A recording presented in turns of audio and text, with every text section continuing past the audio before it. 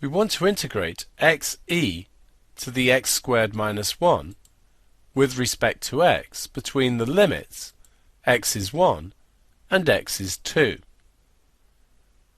We're going to use the substitution u is x squared minus 1. du dx then is equal to 2x. And separating the variables we get du is 2x dx. Therefore a half of du is equal to x dx.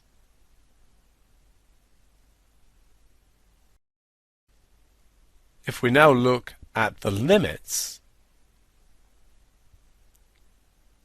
when x is equal to 1, u is 1 squared take away 1, which is 0.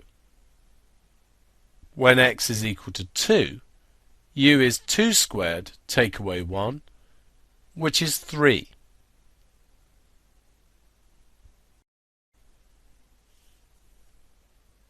So we have the integral from u equals 0 to u equals 3. The x dx is replaced by a half du, and u is x squared minus 1, so we get e to the u.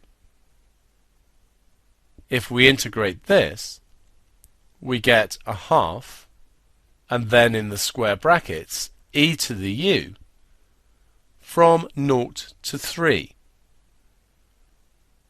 This is a half of e cubed minus e to the 0, which is a half of e cubed minus 1.